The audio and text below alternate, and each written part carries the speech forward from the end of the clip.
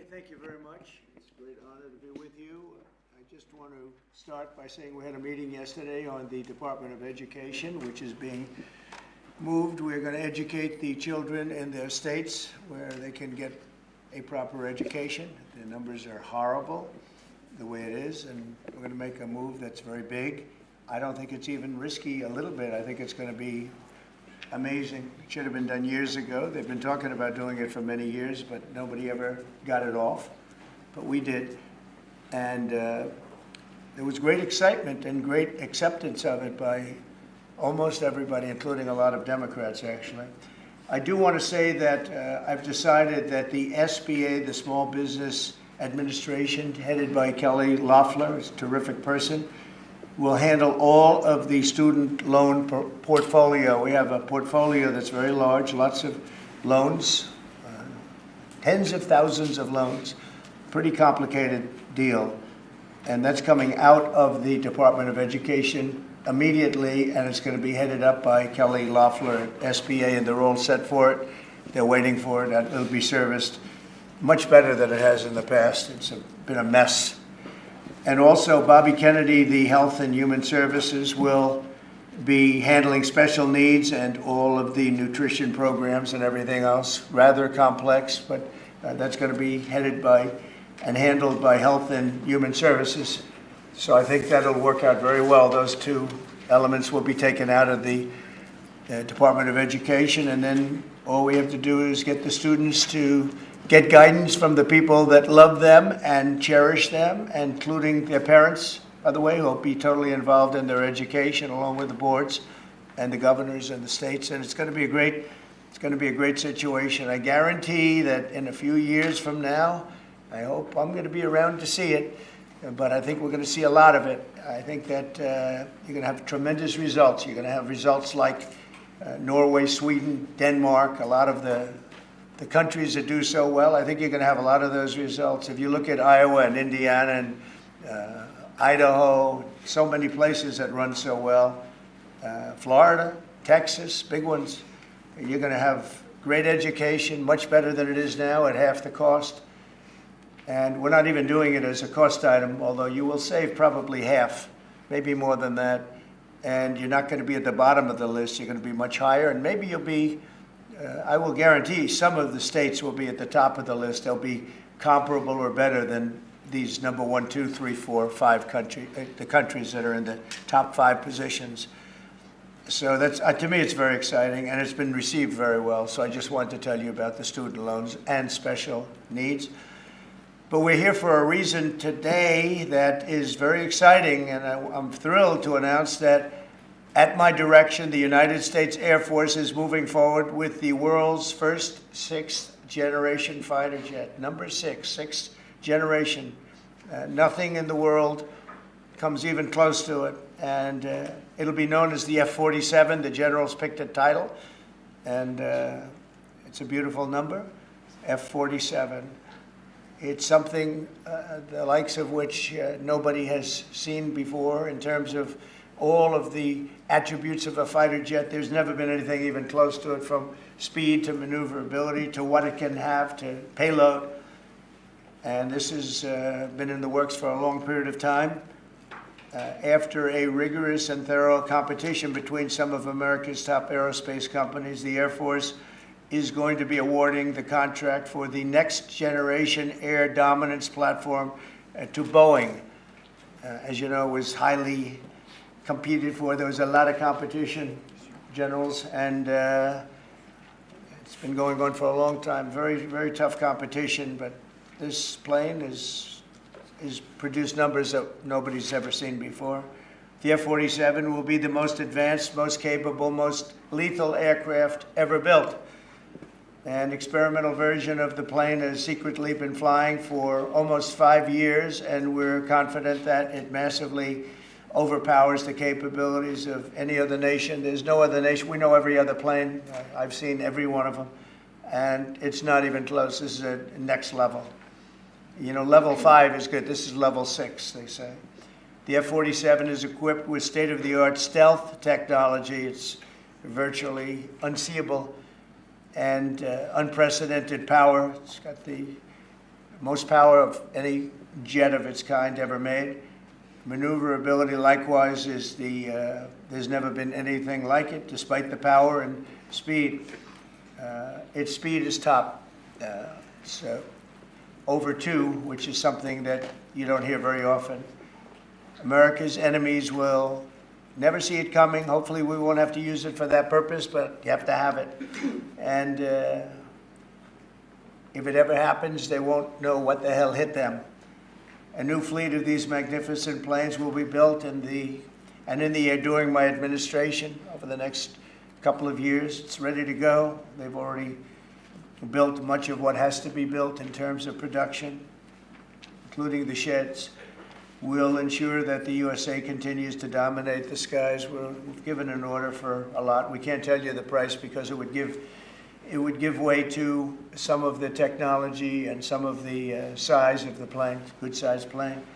This contract also represents a historic investment in our defense industrial base, helping to keep America at the cutting edge of aerospace and technology.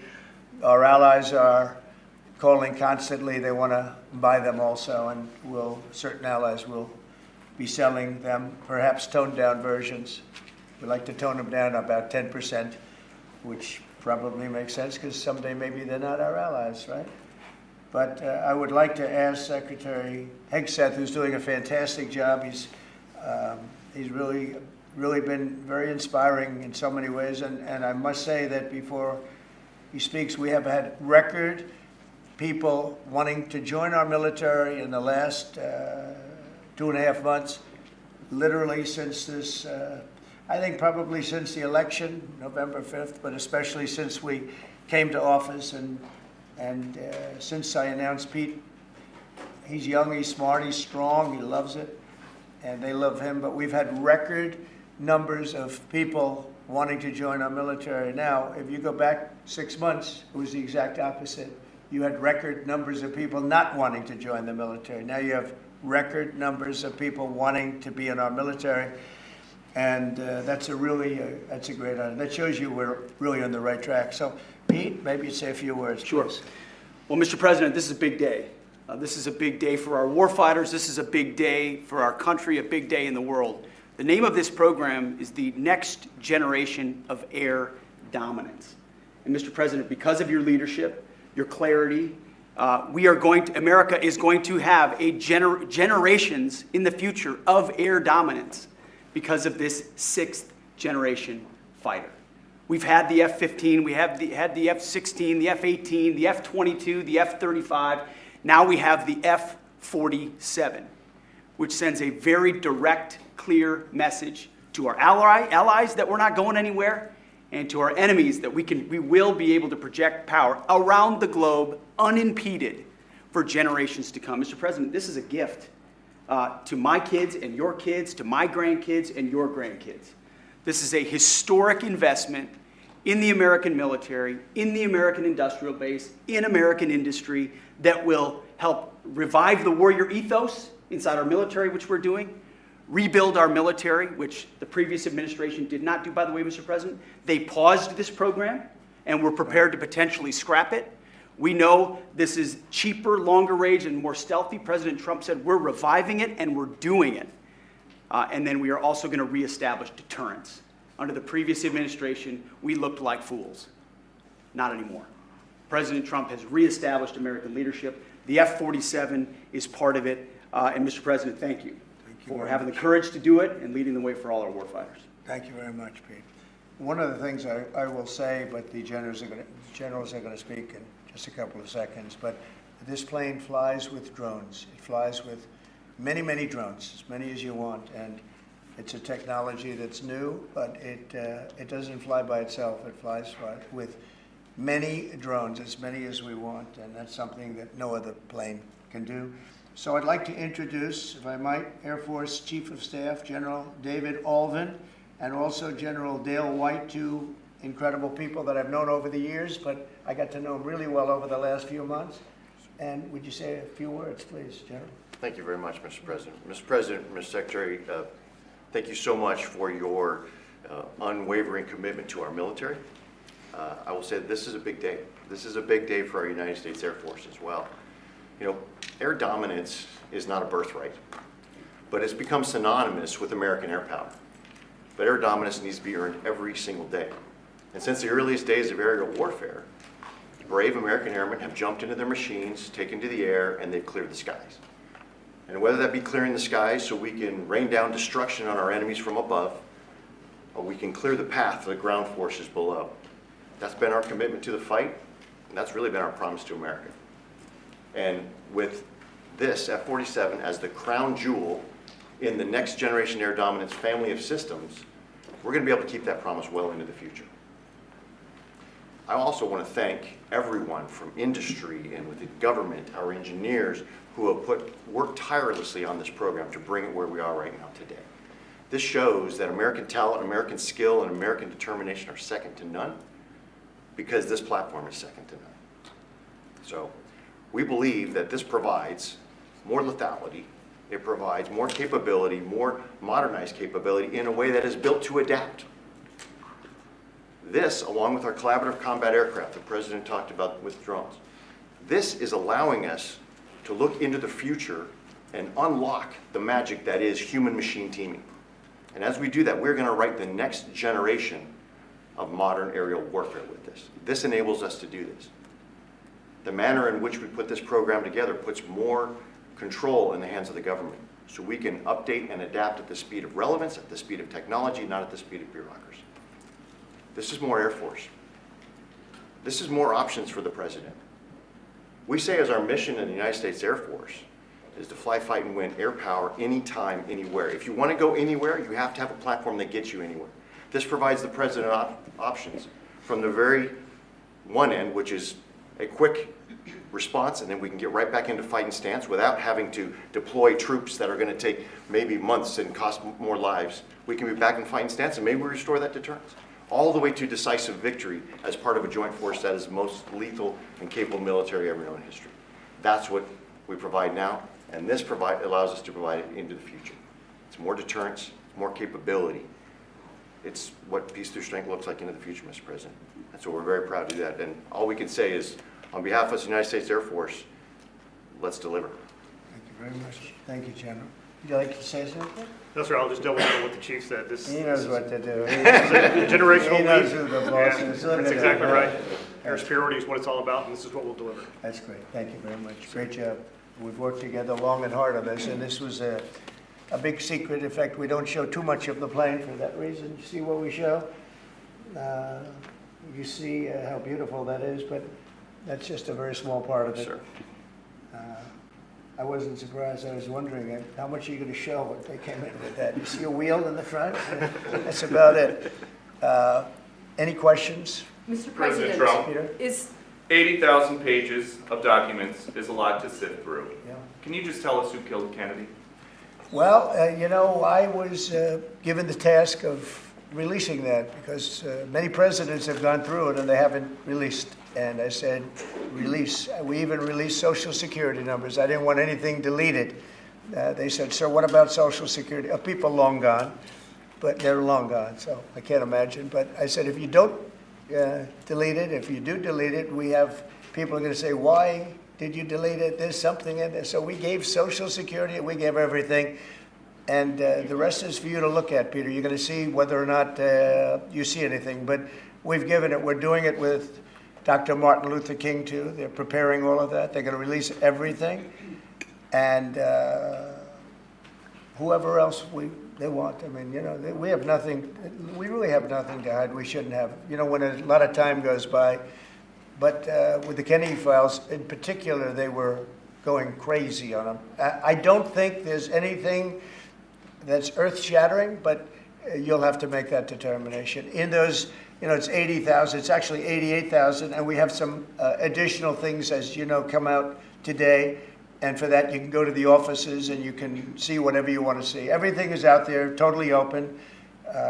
The additional stuff is available later on today. You go over to the offices and you can have it immediately.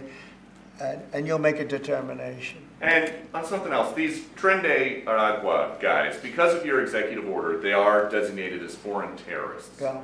If ISIS or Al-Qaeda foreign terrorists were operating here in the United States, cops would probably be shooting first and asking questions later. And so what is the difference between terrorists, between somebody like an ISIS or an Al-Qaeda operative versus a MS-13 or Tren de Aragua? Well, these are people that focus on destroying people in their homes.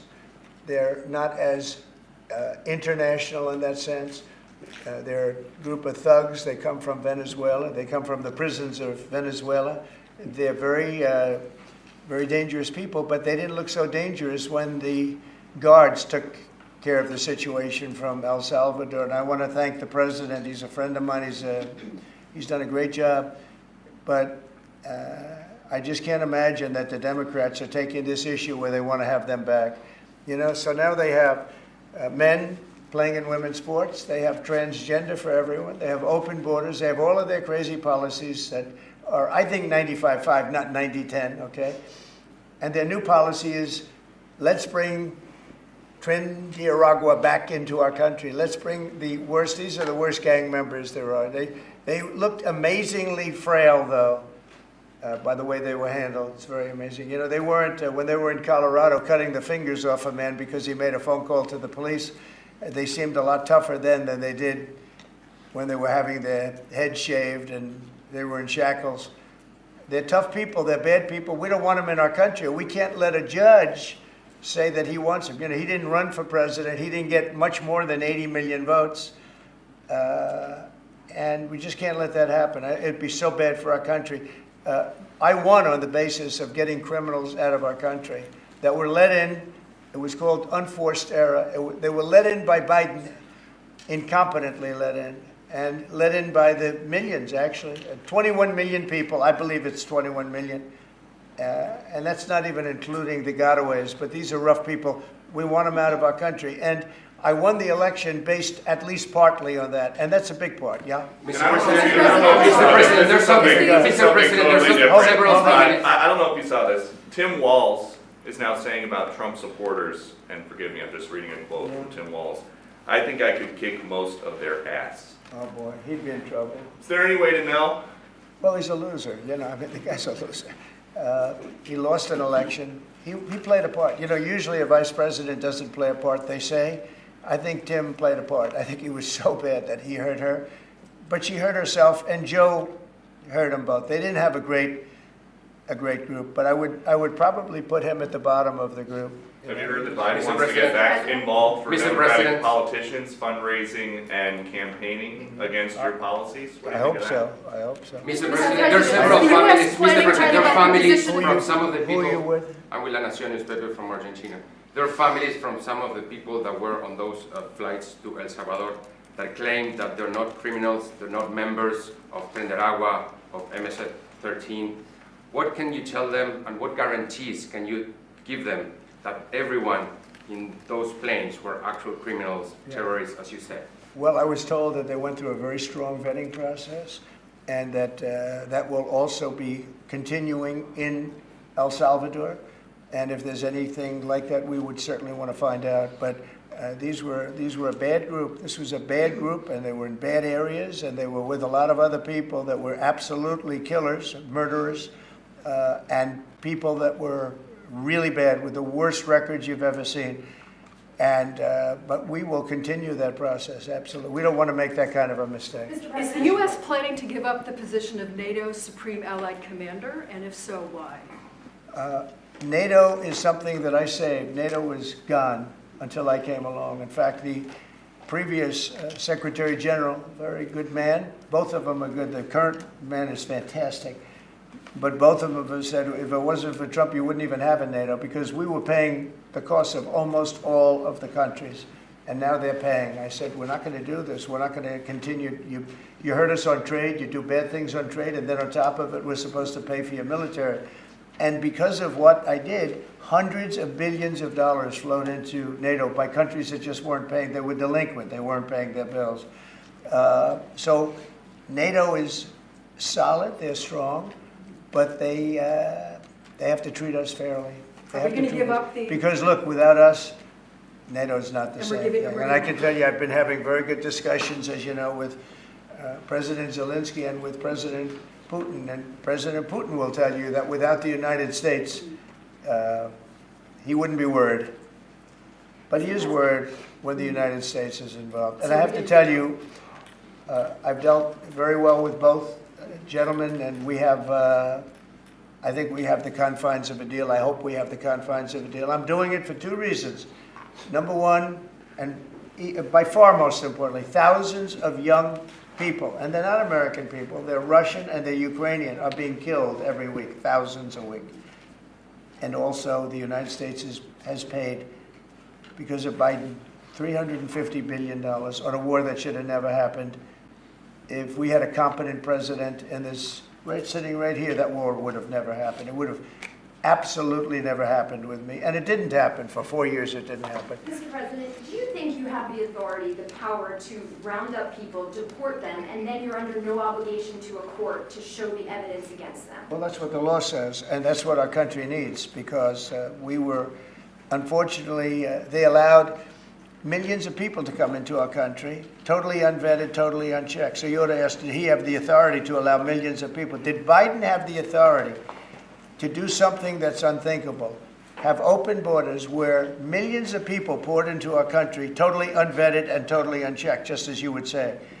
And many of those people were criminals. Many of them were from jails and prisons and mental institutions and gang members and drug dealers and very dangerous people. Many were murderers. We have 11,088 that we know of murderers they murdered. Of that number, at least half killed more than one person. They're in our country. They're in a location near you.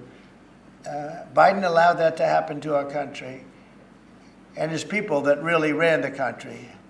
And the person that operated the auto pen, I think we ought to find out who that was, because I guess that was the real president. So when you ask me if we have the authority, did Biden have the authority to allow millions of people to come into our country? Many of these people hardened criminals at the top of the line who have caused tremendous damage in our country. You see them in New York City fighting with our police. I mean, literally having fist fights in the street with our police. These are tough, hard criminals. Many of them came out of jails, and not just South America, from all over the world. They came out from Africa, from the Congo. They came out from Asia, not just South America, but many from South America. These are hard, tough criminals, and we have to get them out. And a judge sitting behind a bench someplace got a nice appointment. You can't take that away from the people that are responsible. Now, in this case, Marco Rubio has a lot of big decisions to make, and he's a fantastic person, a great man. I think he'll be our best. I think he has a chance to be our best Secretary of State. He's been doing incredibly. He works so hard. He's gone to so many different countries already, and he's got the authority to get bad people out of our country. And you can't stop that with a judge sitting behind a bench that has no idea what goes on, who happens to be a radical left lunatic. Do you think the judiciary? You guys today are denying this New York Times report that Elon Musk was going to be shown a 20 to 30 page presentation about a theoretical war plan against China. Why not just show it to Elon? Because I don't want to show it to anybody. You know, you're talking about a potential war with China. Now, I deal with these people all the time, and I'm dealing with Pete. I'm dealing with these gentlemen on numerous different airplane purchases, and I think they're all going to be great. But I don't want other people anybody seeing potential war with China. We don't want to have a potential war with China, but I can tell you if we did, we're very well equipped to handle it. But I don't want to show that to anybody. But certainly you wouldn't show it to a businessman who is helping us so much. He's a great patriot. He's paying a big price for helping us cut costs, and he's doing a great job. He's finding tremendous waste, fraud, and abuse. But I certainly wouldn't want, Elon has businesses in China, and he would be susceptible perhaps to that. But it was such a fake story. The New York Times is just as fake as CNN and MSDNC. And anybody read that story, people laughed at that story. Who would do such a thing? And the first thing I did is I called Susie and I called Pete. I said, is there any truth to that? And they said, it's ridiculous. No, he's over there to talk about costs. You might want to address that, Pete. But Elon was over there today to address costs. Doge. Thing called Doge, which you've heard about. Pete? That's exactly right, Mr. President. You pointed out it was a fake story. We pointed out it was. It was meant to sort of undermine whatever relationship the Pentagon has with Elon Musk. Elon Musk is a patriot. Elon Musk is an innovator. Elon Musk provides a lot of capabilities our government and our military rely on, and I'm grateful for that. We welcomed him today to the Pentagon to talk about DOGE, to talk about efficiencies, to talk about innovations. It was a great informal conversation. The rest of that reporting was fake. There was no war plans. There was no Chinese war plans. There was no secret plans. That's not what we were doing at the Pentagon. I might add that I think Elon, if they ever wanted to do that, I think Elon wouldn't do it. I think he wouldn't do it. He wouldn't want to put himself in that position. But if you read what's out of the New York Times, it's such a dishonest newspaper. It's such garbage. It's, it used to be called all the news that's fit to print. Well, it's all the news that's not fit to print. They have fake sources, or they don't have sources. I think they make most of it up. But this was a made-up story by the New York Times. I call it the failing. It's a failing newspaper. It's failing. And they shouldn't do that. They really are the enemy of the people. And something else. We do need honest journalism in this. We've made such big strides over the last 2 months, but we just need honest journalism, and we don't have it. When you have a CNN, you have to watch these people every once in a while just to see where they're coming from, and it's so dishonest. MSNBC is, I think, probably worse, and they're both doing horribly in the ratings. I think they're going to be turned off. I don't think, they're not doing any ratings. You're doing well in the ratings. Thank you. I'll pass it on. I understand that your trade rep is meeting their Chinese counterpart next week. Yes. Is there anything that they can do to stop April 2nd or to roll back the tariffs that you put on China already? Well, we can talk, but basically, I call April 2nd. I would have made it April 1st, but I didn't want to be April Fool's Day because then nobody would believe what I said, and they do believe me. April 2nd is going to be Liberation Day for America. We've been ripped off by every country in the world, friend and foe. We've been ripped off on trade. We've been ripped off on military. We protect people, and they don't do anything for us. It's just so unfair for years and years. And now some of that money is going to be coming back to us in the form of tariffs. Tens of billions. It's going to be numbers like nobody's ever seen. So NVIDIA announced today, you saw that, hundreds of billions of dollars of investment. The biggest chip maker in the world announced hundreds of billions of dollars of investment. Hundreds of billions, not millions, but billions. They're all coming here. Apple just announced $500 billion worth. They're going to build plants here. They built their plants in China. They're going to build them here. And they're starting immediately. We have investment, the likes of which this country has never seen, already announced. And they all want to have news conferences. I don't have enough time to have that many news conferences, but I would say so far at least $4 trillion. $4 trillion is coming in.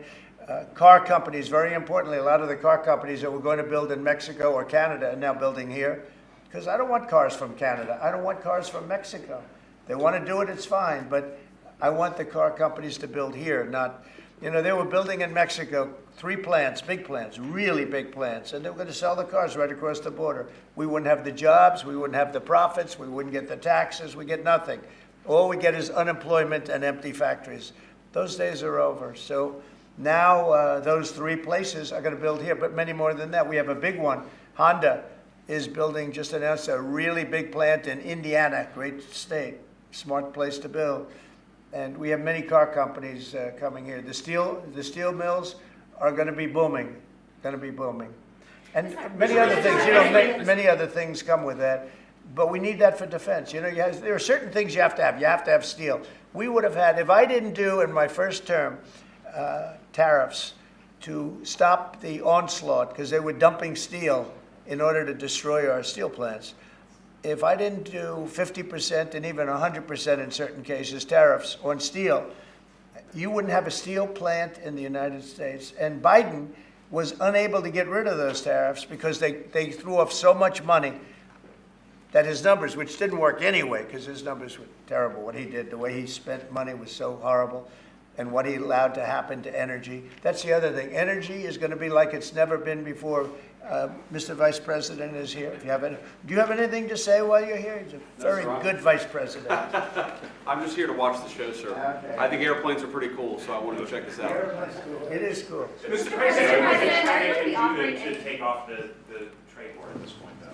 Well, I'll be speaking to President Xi. I have a great relationship with him. We're going to have a very good relationship. But we have a $1 trillion deficit because of Biden with President Xi. More than that. I mean, I've heard $1.2 trillion.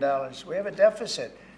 And I've explained that to President Xi. We also have a problem where he's allowing fentanyl to be sent into Mexico and then cross the border and, you know, killing.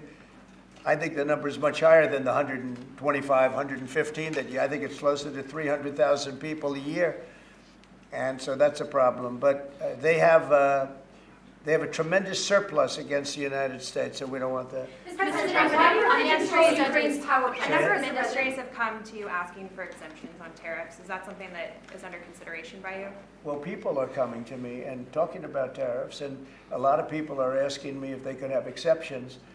And once you do that for one, you have to do that for all. So, I mean, generally, I did something interestingly during 2 weeks ago.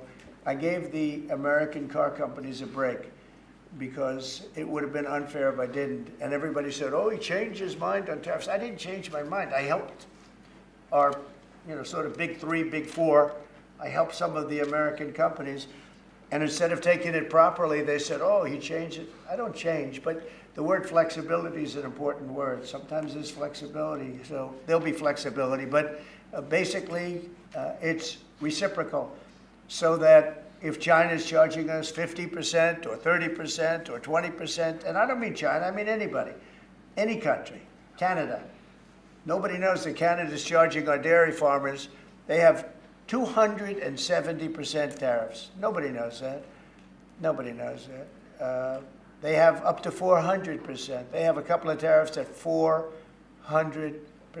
Nobody knows that. Nobody talks about that. And remember, with Canada, we don't need their cars. We don't need their lumber. We don't need their energy. We don't need anything from Canada. And yet it costs us $200 billion a year in subsidy to keep Canada afloat. So when I say they should be a state, I mean that. I really mean that. Because we can't be expected to carry a country that is right next to us on our border. It would be a great state. It would be a cherished state. The taxes for Canadian citizens would go down in less than half. They don't spend money on military because they think we're going to protect them. There are many things that they do, like icebreakers. They want us to provide icebreakers for them. Oh, that's wonderful. So the Canada, they're very tough traders too. I want to just tell you, of all the people, they're tough traders. They trade very tough. And, you know, the expression I use is, some people don't have the cards. I used that expression about a week and a half ago, right? Somebody was negotiating who didn't have the cards, who's now, I think, saying that he wants to do it, and I think we're going to have a big deal on that very special something. We got to make a deal on that. But Canada has been a very nasty negotiator against the United States, took advantage of the United States for a long time. But nobody knows that they were getting 270% tariffs on dairy products. Mr. President, and I don't think I've heard you say this in all of the talk about Canada becoming the 51st state. Are you concerned that if they became the 51st state, they would be a very, very blue state? Very, very big and very, very blue. No, there might be, but it would, you know, you have that artificial line that goes, that straight artificial, that looked like it was drawn by a ruler. Somebody with a, I don't mean a ruler like a king, I mean like a ruler, this way. And it's just an artificial line that was drawn in the sand or in the ice. And you know, and can I tell you, Peter, just, you add that to this country, what a beautiful landmass, the most beautiful landmass anywhere in the world. And it was just cut off for whatever reason. It would be great. Now, is it liberal? Maybe. But, you know, a conservative, until I got involved, because I don't care who wins up there. I frankly probably would do better with the liberal than the conservative, if you want to know the truth. But just a little while ago, before I got involved and totally changed the election, which I don't care about, probably it's to our advantage, actually. But the conservative was leading against, I call him Governor Trudeau, the conservative was leading by 35 points. So, so I don't know about that. I think Canada is a place like a lot of other places. If you have a good candidate, the candidate's going to win. And I don't know if you've seen this, but the two astronauts that you just helped save from space, they didn't get any overtime pay for all that extra time. They got $5 a day per diem. For 286 days, that is $1,430 in extra pay. Is there anything the administration can do to get them, to make them whole? Well, nobody's ever mentioned this to me. If I have to, I'll pay it out of my own pocket, okay? I'll get it for them. I'll take care of that. I like that. I think that's, I'll pay it right out of my, is that all? That's not a lot for what they had to go through. And I want to thank Elon Musk, by the way, because think if we don't have him. There's only so long, even though they're in the capsule up there, that the body starts to deteriorate after 9 or 10 months and gets really bad after 14, 15 months with the bones and the blood and all the things that you've been reporting on very well. And if we don't have Elon, they could be up there a long time. Who else is going to get him? And I just want to thank him. He's going through a lot, what they're doing to him. And these people are going to be caught, and they're going to be caught, and they're going to be prosecuted. And from what they tell me, I see this just by watching your programs and reading the news, but from what they tell me, they could get 20 years in jail, and they'll get it. I'll tell you, there's going to be no leniency, and there'll be no pardons. I can tell you that right And now. you said this morning 20 years in jail, and then maybe you said this morning 20 years in jail, and then maybe they'll go to one of these prisons in El Salvador. Do you think with the way that the judges have been issuing injunctions, it would be easier or harder to send these Tesla domestic terrorists to a jail in El Salvador than these MS-13 or Tren de Aragua guys? Well, I view these people as terrorists just like others. When I looked at those showrooms burning and those cars, not one or two, like 7, 8, 10 burning, exploding all over the place.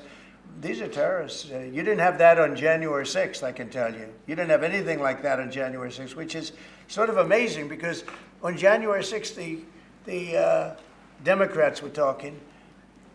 Nobody was killed other than a very beautiful young woman, Ashley Babbitt. Nobody was killed. And you look at what's going on now with these terrorists. These are terrorists, and that's an organized event. Take a look at their signs. Take a look. They're all made by the same sign company. A nice, expensive job. Now, these are the people that finance it are, in my opinion, in just as big a trouble as the people that are setting the match and setting the fires. So we'll see. It's under very serious investigation by the FBI and by the Justice Department. These people are terrorists. Okay. Yeah, go ahead behind you, please. Deal with Mr. Ukraine. President, what do you say to American military families who are seeing Elon Musk at the Pentagon today, are hearing about Defense Department cuts, and their thoughts are immediately going to the safety of their loved ones who are currently deployed? Well, we're making our country strong. And when they see a thing like that and they hear that story about Elon and China, what they should do is realize that the New York Times is a corrupt institution, because I think they're the ones. They knew that story wasn't true. Nobody believed that story. People that, when I first called, they laughed when they heard this story. Nobody believed it, that the Pentagon was giving him a briefing on what war with China would look like, and he has business. No, they made that up because it's a good story to make up. They're very dishonest people. Look, I have it with the Times, and you'll see more and more of it. To me, it's a very dishonest organization. But a story like that is made up. It's total fiction. And I just wanted to make sure. I called up Chief of Staff and I called up Pete. And I said, is there any truth to that? Absolutely not. He's there for Doge, not there for China. And if you ever mention China, I think he'd walk out of the room. He wouldn't take it anyway. So it's just a made-up story. Nobody's taken better care of the military. One of the things that I know that Pete's doing is he's talking about a lot of the civilian staff, and we're going to get them other jobs. We're going to have a lot of jobs in this country, but we don't want to have wasteful jobs. We want to have meaningful jobs.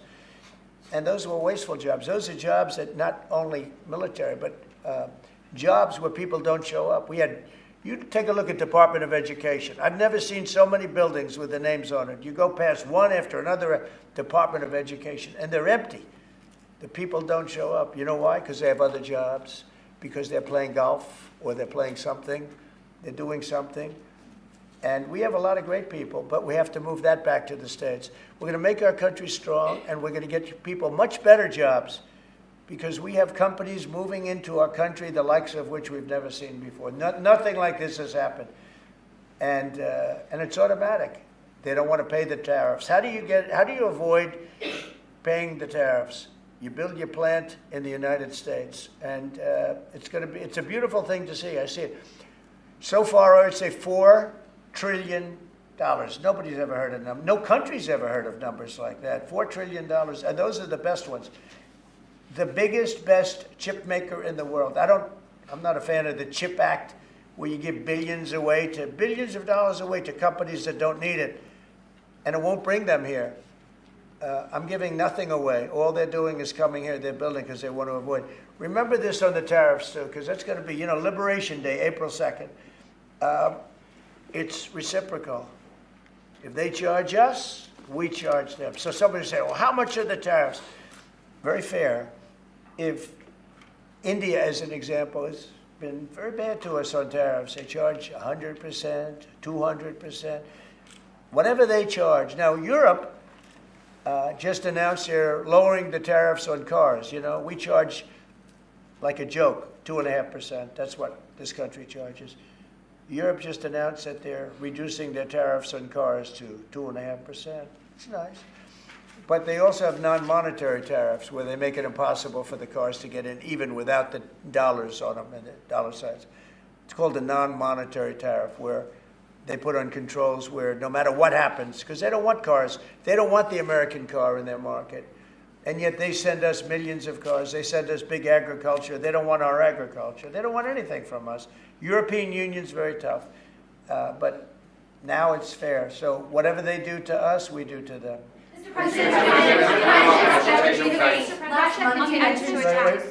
Russia continues to attack Ukraine.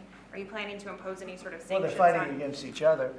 Yeah, I think we're going to have, we have a ceasefire on a lot of areas, and so far that's all held very well. And getting that ceasefire, they had a lot of guns pointing at each other. You had some soldiers, unfortunately, surrounded by other soldiers, and they are going to be, I believe we're going to pretty soon have a full ceasefire, and then we're going to have a contract. And the contract's being negotiated, the contract in terms of dividing up the lands, et cetera, it's being negotiated as we speak. What do you say to critics who say that your actions towards law firms amount to coercion? Well, the law firms all want to make deals. You mean the law firms that we're going after, that went after me for 4 years, ruthlessly, violently, illegally? You mean, are those the law firms you're talking about? They're not babies. They're very sophisticated people. Those law firms did bad things. They went after me for years. Russia hoax. All a hoax. It was a hoax. It was Hunter Biden's laptop. It didn't come out of Russia, by the way. It was came out of his bedroom. It was all a hoax, developed by Democrats. Hillary, I don't think Biden did, because I don't think Biden knows what the hell he's doing, frankly, based on everything I see. I've seen things since being here that are so sad, what he's done to this country, what he and they did to this country, those people that surrounded him, who, by the way, are radical left but smart. He's not smart. He was never smart. But these are radical left, smart people. They totally controlled him. He did whatever they told him to do. And it's a shame. It's so sad to see what happened, what they've done to this country, both not only the inflation you saw, but allowing millions and millions of criminals into our country. That's an inexcusable act. And many other things besides that. Thank you very much, everybody. Thank you. Thank you.